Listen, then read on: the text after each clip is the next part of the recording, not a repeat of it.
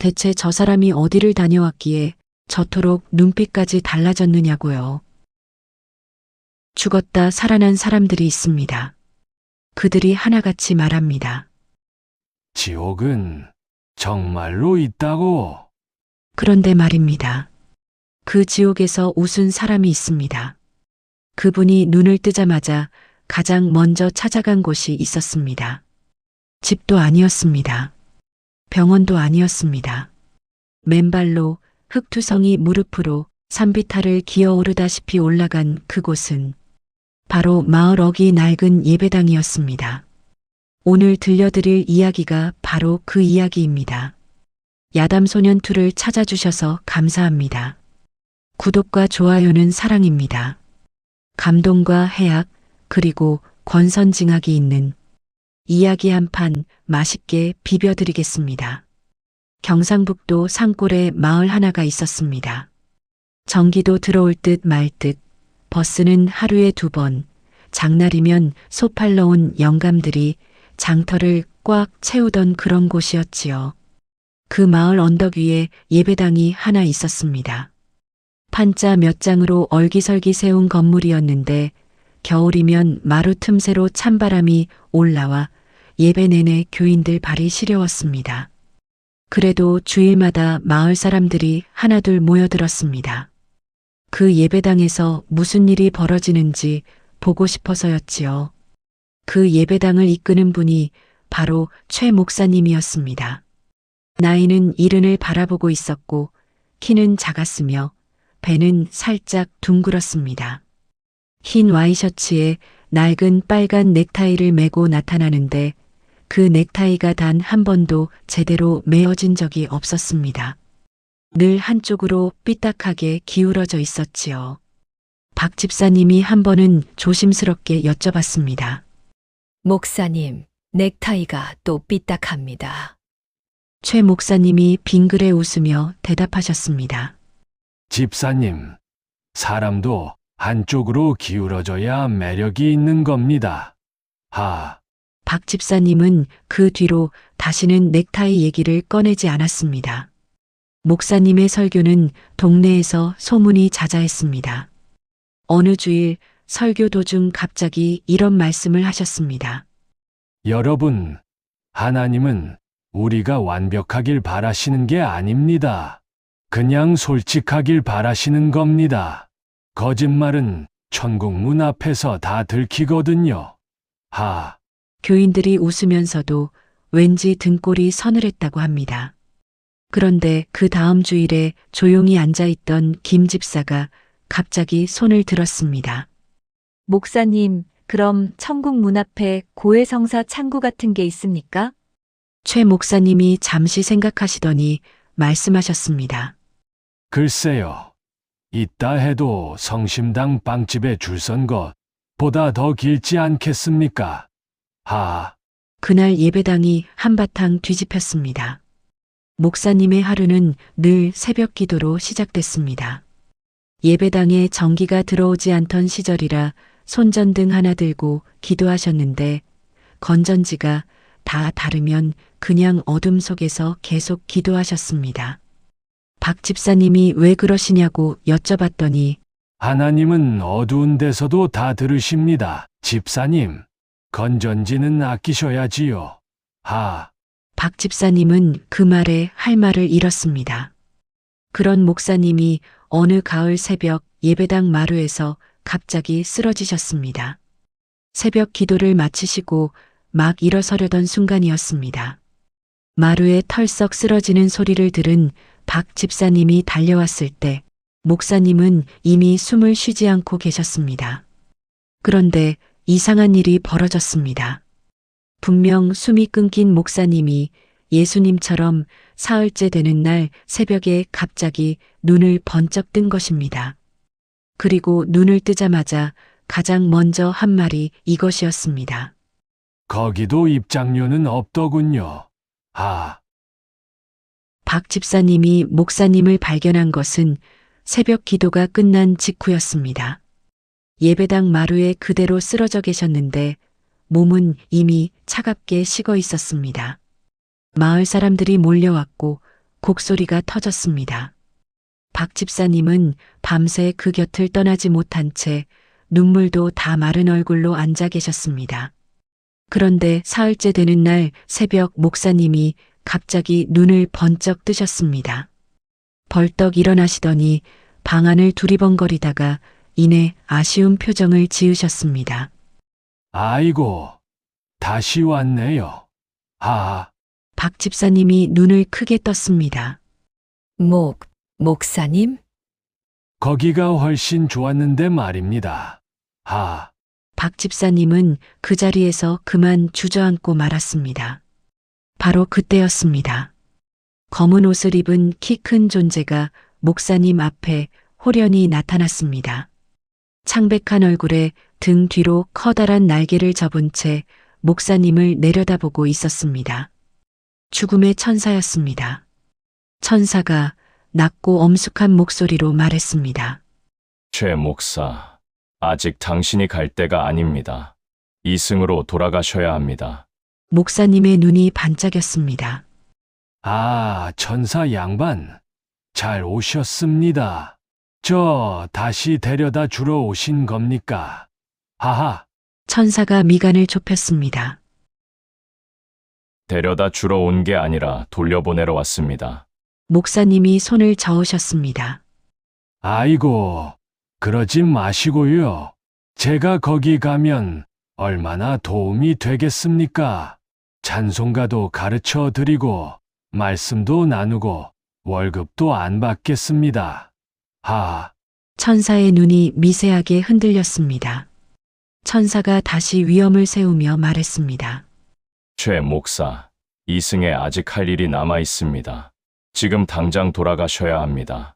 목사님이 진지한 얼굴로 되물으셨습니다. 천사 양반, 거기 말입니다. 교회 하나만 세우면 안 됩니까? 딱 하나만요. 하, 천사가 눈을 감았습니다.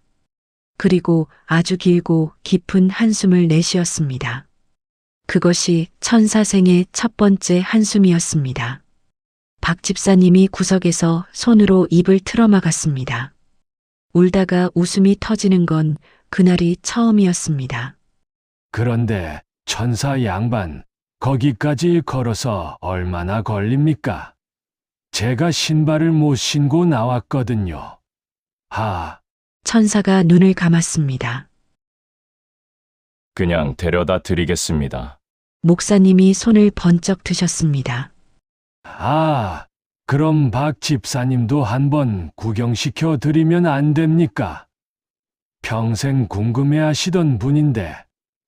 하, 박 집사님이 손을 마구 저었습니다. 저는 괜찮습니다. 정말 괜찮습니다. 천사가 그 자리에 굳어버렸습니다. 그리고 아주 길고 깊은 한숨을 내쉬었습니다. 그것이 천사 생의 첫 번째 한숨이었습니다. 이 목사님이 저승사자도 무장해제 시키는 분이라는 걸 박 집사님은 그제야 실감했습니다. 천사가 목사님을 데리고 길을 나섰습니다. 황량한 들판이었습니다. 하늘은 있었으나 해가 없었고 빛은 있었으나 따뜻하지 않았습니다. 회색빛 하늘 아래 거무스름한 흙으로 뒤덮인 벌판이 끝없이 펼쳐져 있었지요.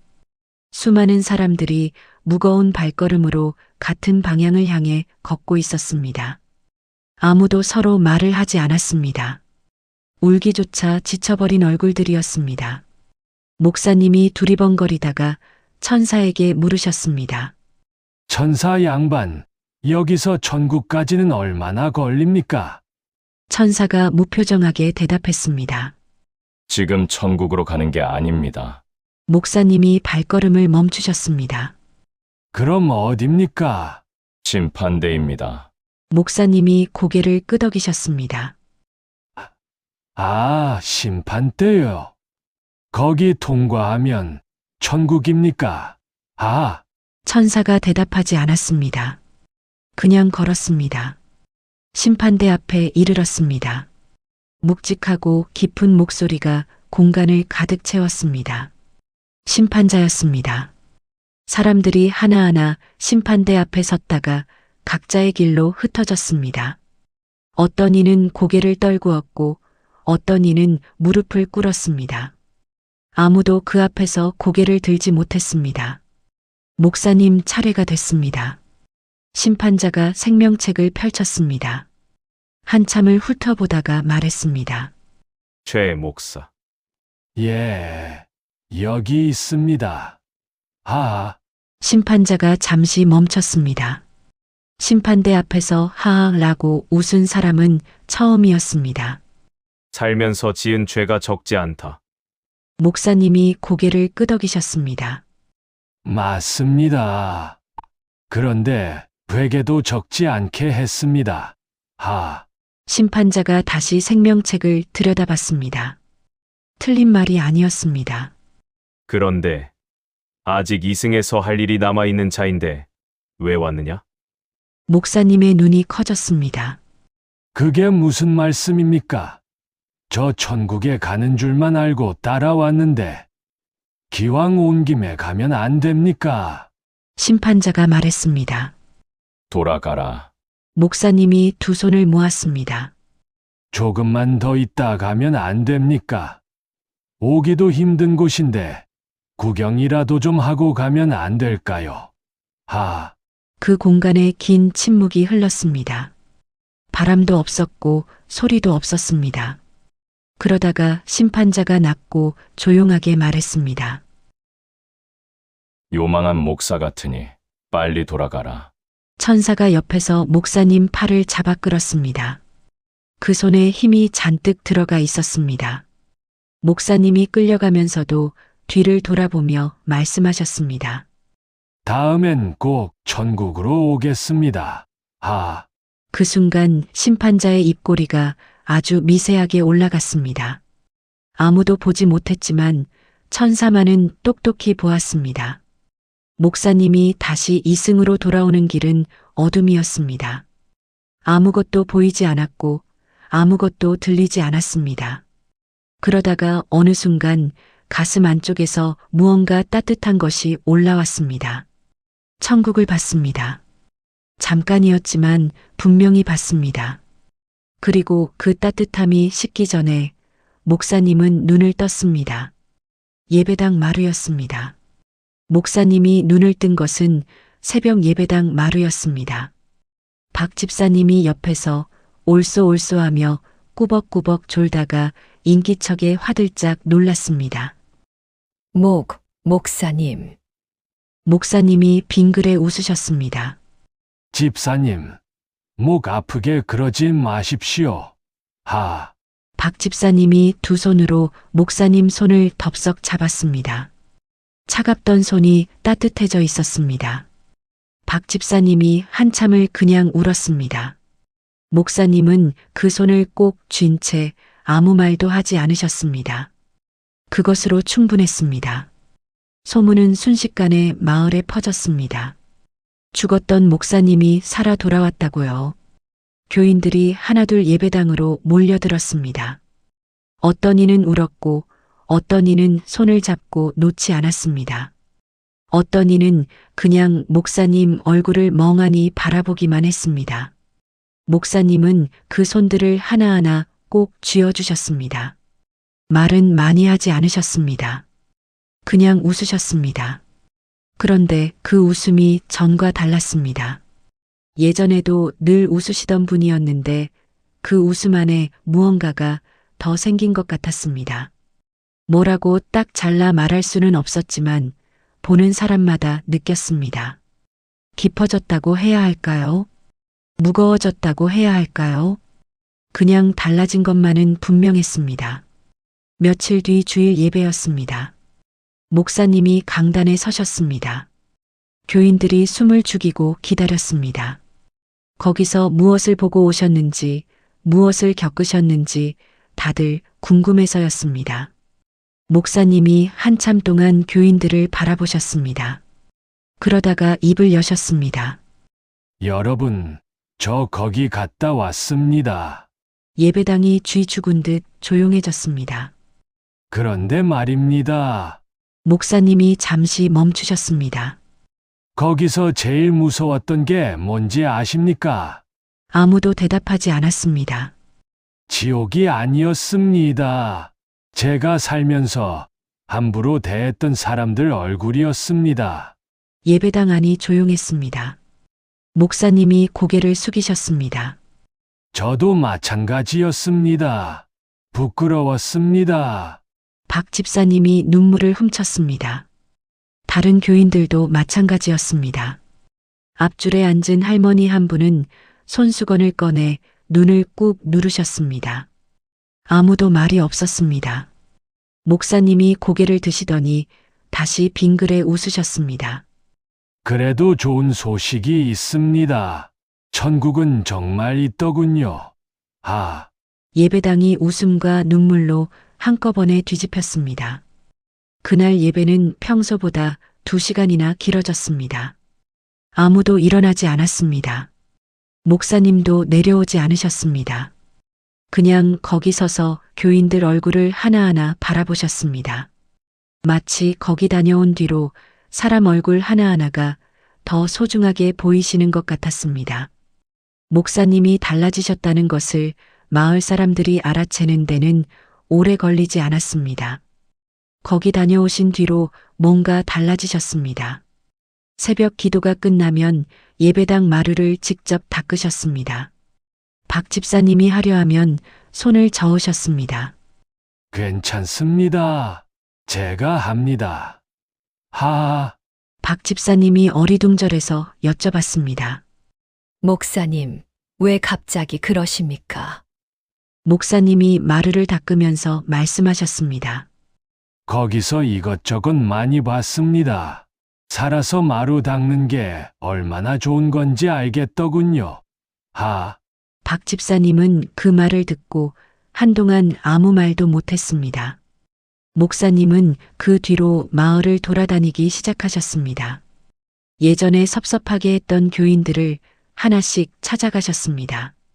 말 한마디 함부로 했던 이웃집 아주머니를 찾아가 머리를 숙이셨습니다. 오래전 장례 예배를 못 드려줬던 집을 찾아가 손을 잡으셨습니다. 처음에는 마을 사람들이 어리둥절해 했습니다. 저 목사님이 왜 저러시나 싶어서였습니다. 그런데 목사님은 아무 설명도 하지 않으셨습니다.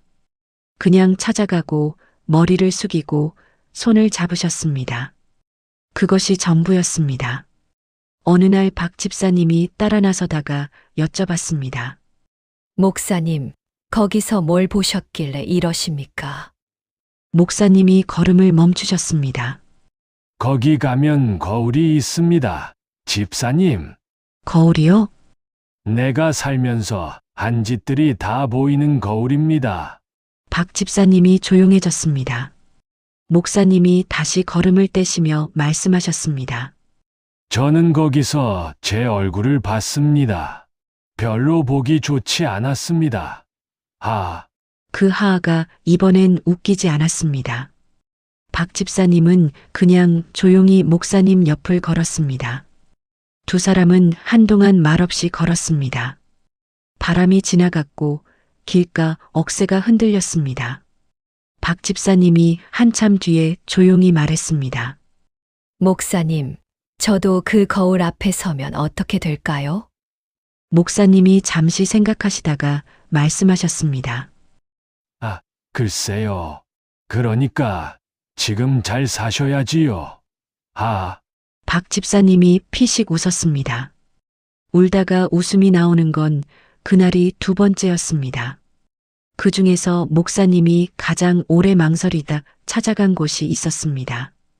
바로 자신이 섬기는 예배당이었습니다. 아무도 없는 새벽, 혼자 강단 앞에 무릎을 꿇으셨습니다. 한참을 그렇게 계셨습니다. 무슨 기도를 하셨는지는 아무도 몰랐습니다. 다만 박 집사님이 문틈으로 보니 목사님 어깨가 조용히 흔들리고 있었습니다. 소리는 나지 않았습니다. 그냥 어깨만 오래도록 흔들렸습니다. 세월이 흘렀습니다. 목사님이 거기 다녀오신 지 어느새 5년이 지났습니다. 마을 사람들이 천천히 목사님을 다시 보기 시작했습니다. 처음엔 반신반의하던 이들이 해가 지나도 달라지지 않는 목사님을 보며 슬슬 고개를 끄덕이기 시작했습니다. 예전 같으면 말도 섞기 싫어하던 사람들이 이제는 먼저 예배당 문을 두드리기 시작했습니다. 어느 봄날이었습니다. 목사님이 예배당 마당에서 화단을 손질하고 계셨습니다. 박 집사님이 다가와 말했습니다. 목사님, 저 사실 고백할 게 있습니다. 목사님이 흙 묻은 손을 바지에 닦으며 말씀하셨습니다. 말씀하십시오. 목사님이 처음 거기 다녀오셨을 때 저 솔직히 믿지 않았습니다. 목사님이 빙그레 웃으셨습니다. 그러셨습니까? 예. 죽었다 살아난 분이 천국 구경 못해서 아쉽다고 하시니까요. 목사님이 무릎을 치셨습니다. 그러게 말입니다. 지금도 아쉽습니다. 하, 박 집사님이 피식 웃었습니다. 그런데 지금은 믿습니다. 왜요? 5년 동안 변하지 않으셨으니까요. 목사님이 아무 말도 하지 않으셨습니다. 그냥 다시 화단으로 손을 뻗으셨습니다. 흙을 만지는 손이 조용했습니다. 봄볕이 그 손 위로 따뜻하게 내려앉았습니다. 그 무렵 마을에 흉년이 들었습니다. 목사님은 예배당 창고에 쌓아둔 양식을 꺼내 마을 사람들에게 나눠주기 시작하셨습니다.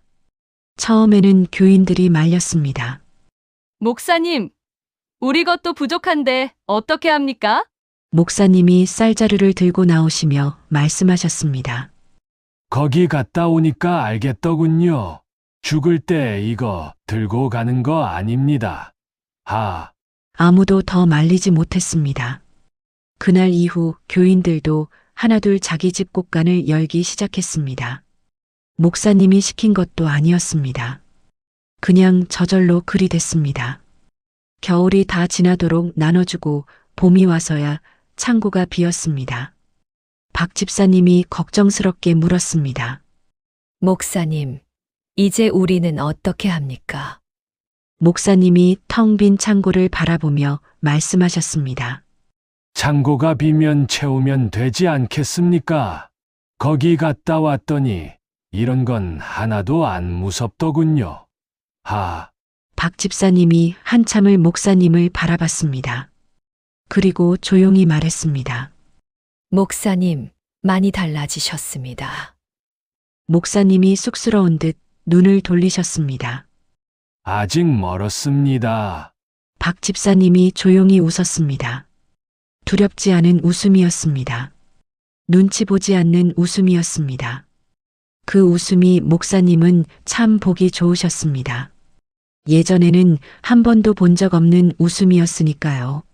목사님은 그날 밤 혼자 예배당에 앉아 오래도록 기도하셨습니다. 무슨 기도였는지는 아무도 몰랐습니다. 다만 그 불빛이 새벽까지 꺼지지 않았습니다. 목사님이 60을 넘기셨을 무렵이었습니다. 어느 이른 봄 새벽 박 집사님이 예배당에 들어서니 목사님이 강단 앞에 쓰러져 계셨습니다. 이번엔 달랐습니다. 손이 차가웠고 숨이 가늘었습니다. 박 집사님이 손을 잡았습니다. 목사님이 눈을 가늘게 뜨셨습니다. 집사님, 이번엔 진짜 가는 것 같습니다. 박 집사님이 눈물을 참으며 말했습니다. 목사님, 이번엔 천국 구경 실컷 하십시오. 목사님이 빙그레 웃으셨습니다. 그러게 말입니다. 이번엔 안 돌려보내겠지요. 아, 그것이 목사님의 마지막 하였습니다. 박 집사님은 그 손이 천천히 차가워지는 것을 느끼면서도 놓지 않았습니다.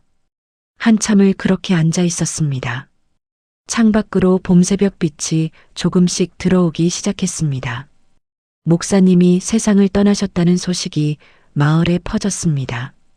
박 집사님이 예배당 종을 오래도록 울렸습니다. 그 소리가 산자락을 타고 마을 아래까지 번져 내려왔습니다. 사람들이 하나둘 예배당으로 모여들었습니다. 누군가는 울었고 누군가는 그냥 멍하니 서 있었습니다. 예전에 목사님한테 섭섭한 소리 들었던 이웃집 아주머니도 왔습니다. 예전에 목사님이 찾아와 머리 숙였던 그 집 어르신도 왔습니다. 아무도 먼저 말을 꺼내지 않았습니다. 그냥 같이 있었습니다. 그것으로 충분했습니다. 박 집사님이 나중에 교인들에게 말했습니다. 목사님이 마지막에 남기신 말씀이 뭔지 아십니까? 교인들이 조용히 기다렸습니다. 이번엔 안 돌려보내겠지요. 아, 그 말씀이었습니다. 예배당이 웃음과 눈물로 한꺼번에 뒤집혔습니다. 목사님다운 마지막이었습니다. 끝까지 웃으신 분이었습니다. 그 뒤로도 마을 사람들은 목사님 이야기를 오래도록 입에 올렸습니다. 세월이 흐르면서 어떤 대목은 더해지고 어떤 대목은 흐려졌습니다. 하지만 어떤 입을 거쳐 전해지든 끝내 빠지지 않는 한 가지가 있었습니다. 죽었다 살아 돌아온 목사님이 끝까지 웃으셨다는 것. 그리고 그 웃음이 사람들 마음속에 오래도록 남았다는 것이었습니다.